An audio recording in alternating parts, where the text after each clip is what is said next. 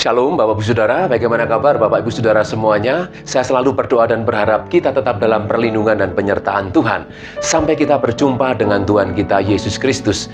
Inilah iman pengharapan kita, orang-orang yang telah dipilih, dipanggil oleh Tuhan untuk menerima hidup yang kekal.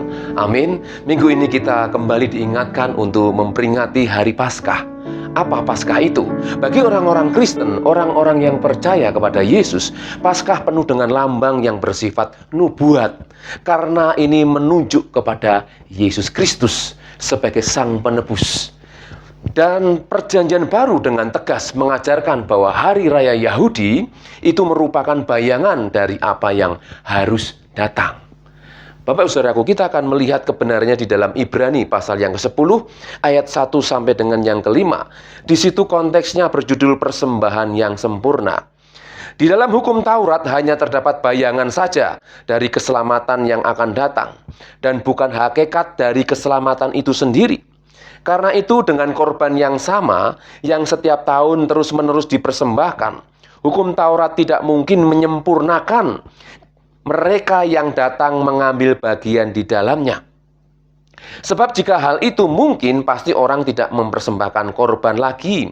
Sebab mereka yang melakukan ibadah itu tidak sadar lagi akan dosa setelah disucikan sekali untuk selama-lamanya. Tetapi justru oleh korban-korban itu, setiap tahun orang diperingatkan akan adanya dosa. Sebab tidak mungkin darah lembu jantan atau darah domba jantan menghapuskan dosa. Sekali lagi, ya, sebab tidak mungkin darah lembu jantan atau darah domba jantan menghapuskan dosa. Karena itu ketika ia masuk ke dunia, Yesus masuk ke dunia, ia berkata, korban dan persembahan tidak engkau kehendaki, tetapi engkau telah menyediakan tubuh bagiku. Bapak Ibu Saudaraku, Tuhan memberikan satu jaminan bahwa Dia hadir sendiri dengan wujud manusia Yesus Kristus sebagai korban. Jika kita melihat di dalam Injil Matius, Markus, Lukas, Yohanes, kita melihat sejarah rencana untuk membunuh Yesus. Kenapa kok Yesus direncanakan harus mati? Terkadang secara manusia kita juga berpikir, kenapa kok Tuhan harus menjadi manusia dan Dia harus mati?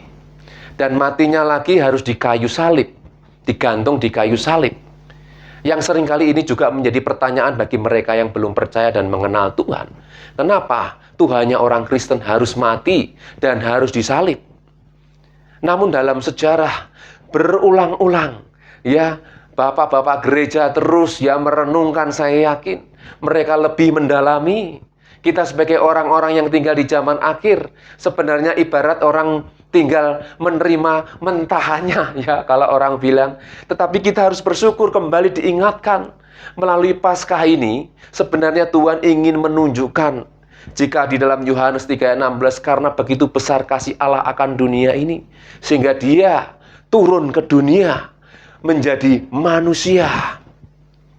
Ya, berbicara tentang menjadi anak manusia. Yang seringkali orang-orang yang belum percaya kepada Tuhan masih bertanya-tanya. Ya, anak manusia itu menjadi manusia untuk menjadi korban. Dan yang seringkali menjadi pertanyaan, kenapa harus mati di kayu salib dan Yudas sebagai orang yang mengkhianati dan yang menjual Yesus? Banyak pertanyaan-pertanyaan seputar kematian Yesus ini. Namun kembali lagi kita kembali berfokus kepada Paskah. Bahwa ternyata Yesus itu sudah dinubuatkan. Ya, sebelum kita berpikir tentang Yudas dan lain sebagainya yang menyerahkan Yesus, dan Yesus harus mati dengan cara disalibkan, itu sudah dinubuatkan jauh-jauh. Sehingga ketika kita memperingati Paskah, Bapak Ibu Saudara, kita itu diingatkan bahwa janji Tuhan itu ya dan amin. Ya, sehingga sekali lagi Perjanjian Baru dengan tegas mengajarkan bahwa Hari Raya Yahudi, Paskah itu merupakan bayangan dari apa yang harus datang. Dan Yesus sendiri berkata, Aku hadir bukan untuk meniadakan hukum Taurat, namun menggenapinya. Bapak Ibu Saudara, dengan kedatangan Yesus sebagai korban, sebagai penebus dosa, ini yang menjadikan kita, orang-orang yang percaya kepadanya, itu beroleh hidup. Dan ketika saya merenungkan di dalam Keluaran pasal 12 tentang Paskah ini terjadi sebelum tulah yang ke-10, tulah yang terakhir itu dilaksanakan. Ya, yaitu anak-anak sulung orang-orang Mesir itu mati. Bahkan tidak hanya anak-anak manusia, termasuk anak-anak binatang itu juga mati. Jadi, peristiwa Paskah ini terjadi sebelum tulah yang 10 dijalankan. Dan itu berlaku terjadi pada waktu senja, menjelang malam hari. Mari kita akan lihat sejenak di dalam Keluaran pasal yang ke-12, Bapak Ibu Saudara. Kita akan baca ayat 1. Tentang perayaan Paskah, berfirmanlah Tuhan kepada Musa dan Harun di tanah Mesir. Bulan inilah akan menjadi permulaan segala bulan bagimu.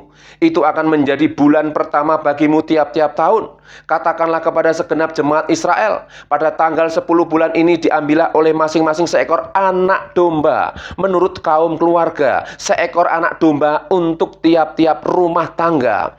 Tetapi jika rumah tangga itu terlalu kecil jumlahnya untuk mengambil seekor anak domba, maka ia bersama-sama dengan tetangganya yang terdekat ke rumahnya haruslah mengambil seekor menurut jumlah jiwa. Tentang anak domba itu, kamu buatlah perkiraan menurut keperluan tiap-tiap orang. Ayat yang kelima, anak domba itu harus jantan, tidak bercela, berumur setahun. Kamu boleh ambil domba atau kambing. Bapak saudaraku, dari ayat ini kita lihat bahwa anak domba itu harus jantan dan tidak bercela. Ini merupakan gambaran nubuatan masa yang akan datang tentang korban Yesus Kristus.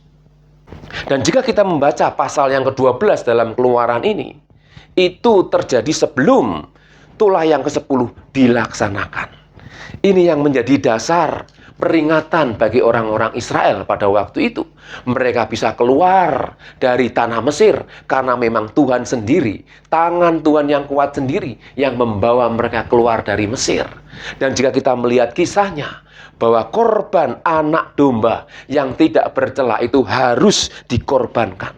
Dan jika kita melihat dalam ayat yang ke-11, dan beginilah kamu memakannya, pinggangmu berikat, kasut pada kakimu dan tongkat di tanganmu, buru-burulah kamu memakannya, itulah Paskah bagi Tuhan. Bapak Ibu Saudaraku, peristiwa Paskah ini begitu cepat terjadi.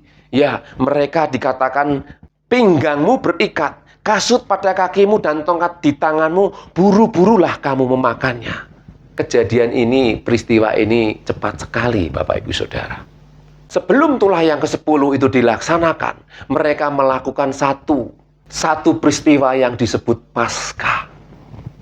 Dan jika kita melihat, mereka ketika makan Paskah, makan darah anak domba itu, mereka harus mengoleskan darah di tiang-tiang pintu, supaya mereka yang kedapatan rumahnya di tiang pintunya ada darah, mereka mengalami keselamatan.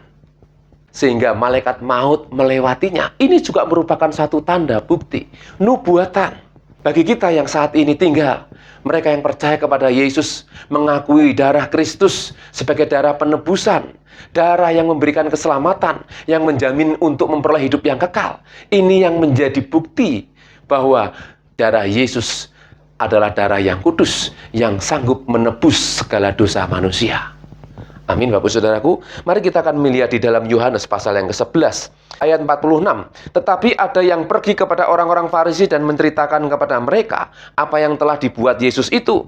Lalu imam-imam kepala dan orang-orang Farisi memanggil mahkamah agama untuk berkumpul dan mereka berkata, apakah yang harus kita buat? Sebab orang itu membuat banyak mujizat.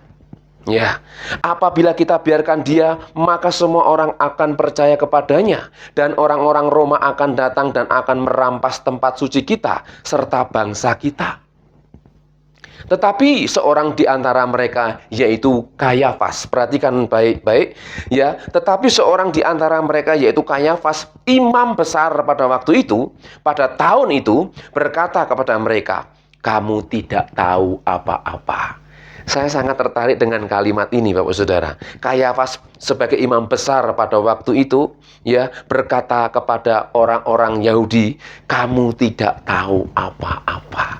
Berarti dia sebenarnya juga tahu apa yang sedang terjadi pada waktu itu terhadap Yesus Kristus.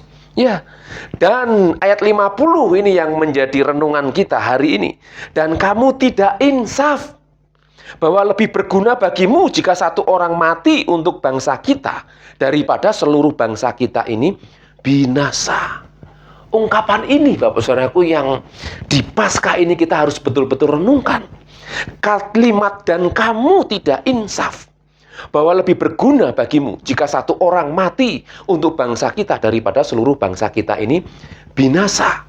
Dan ayat 51, hal itu dikatakannya bukan dari dirinya sendiri.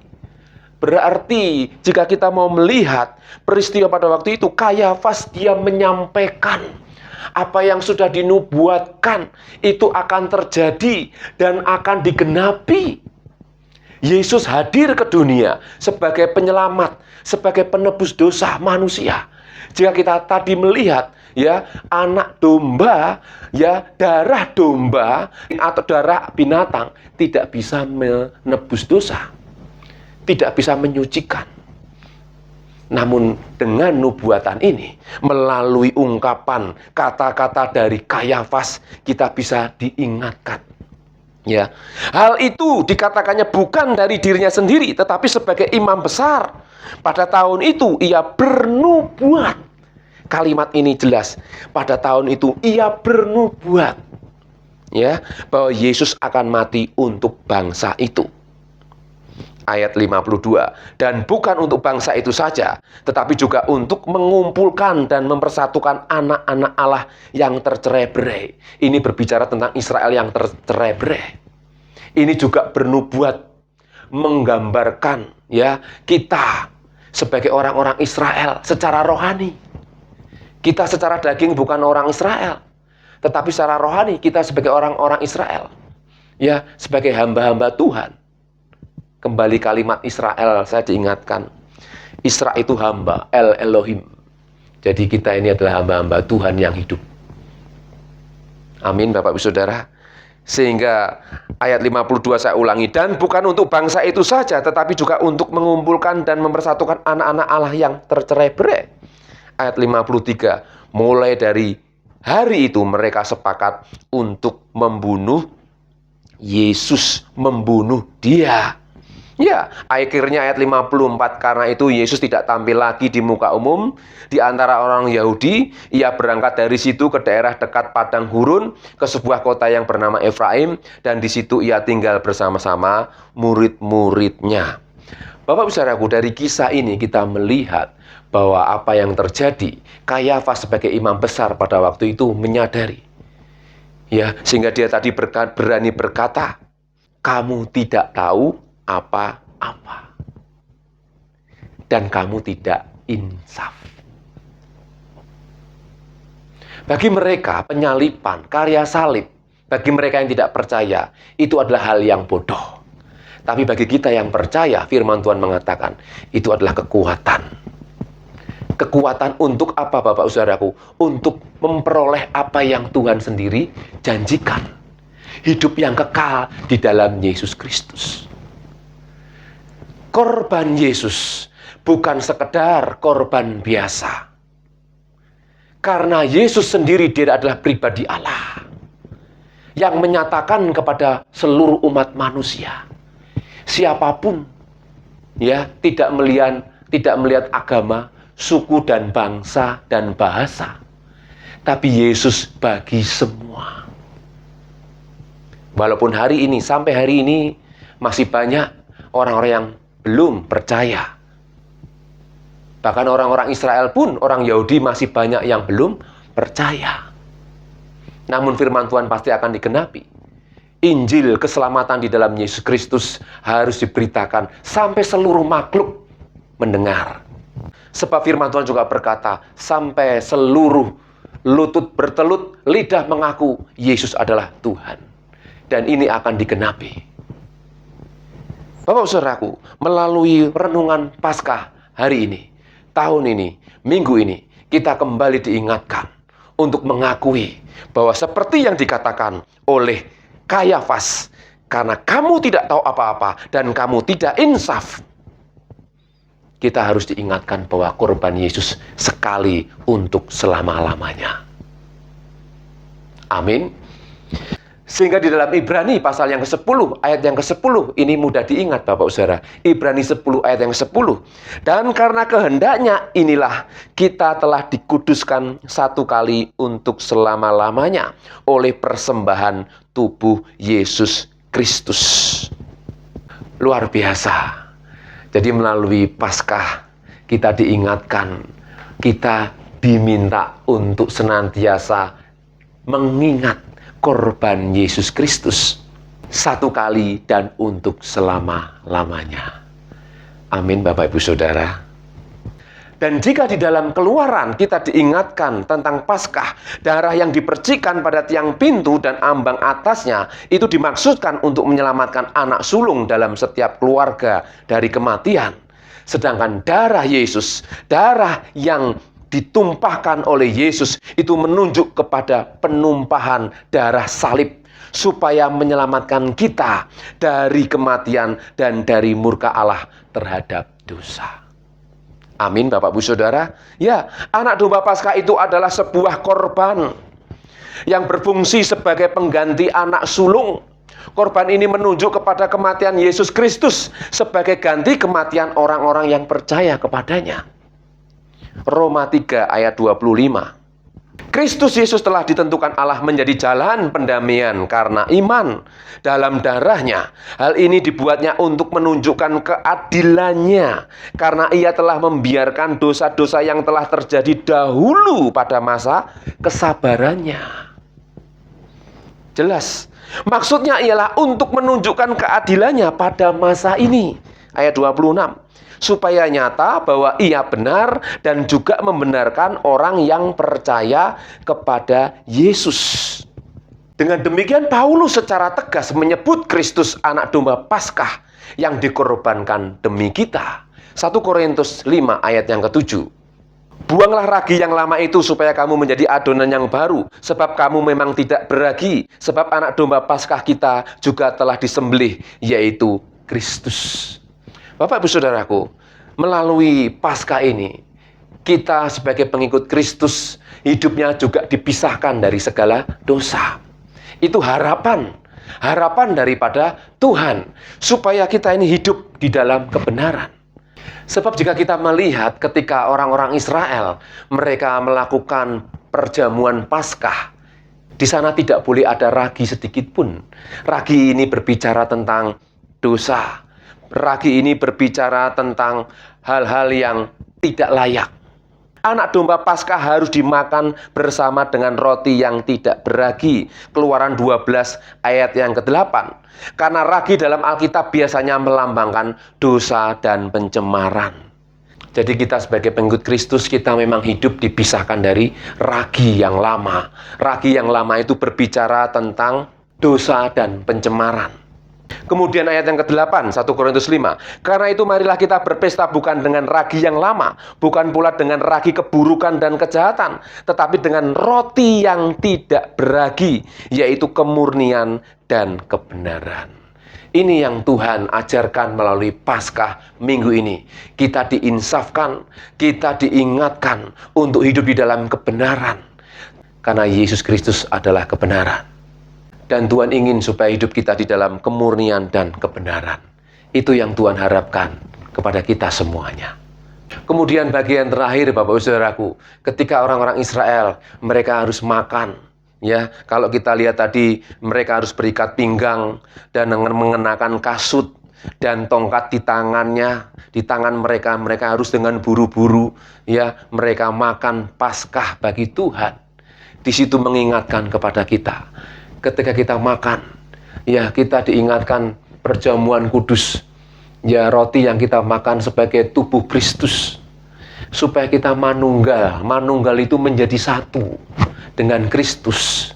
Jadi makan perjamuan Paskah tidak sekedar kita makan roti dan minum anggur saja, namun di situ kita kembali untuk mengingat bahwa Yesus Kristus telah mati untuk menebus dosa-dosa kita, untuk kita memiliki hati yang murni, yang tulus dan yang dikuduskan.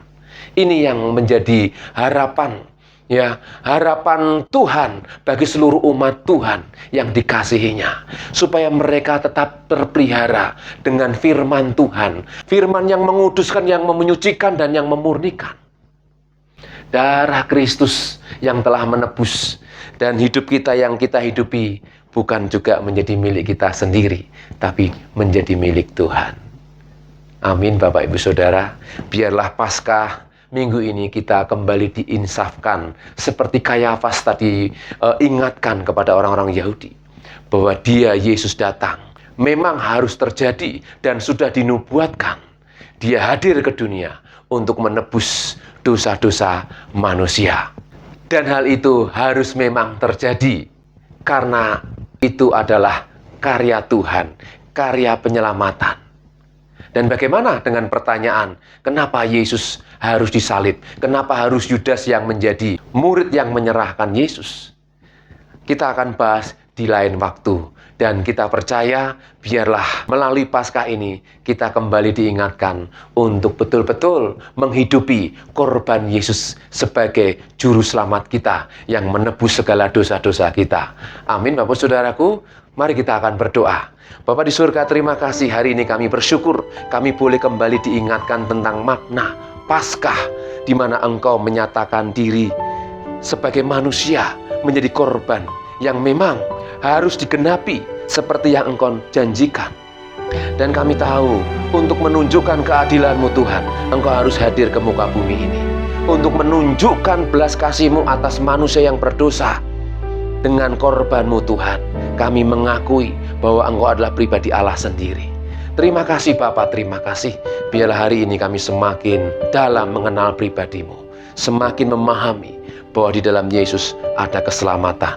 Terima kasih Bapa, kami serahkan doa kami, hidup kami sepanjang hari ini dalam nama Tuhan Yesus. Haleluya, amin.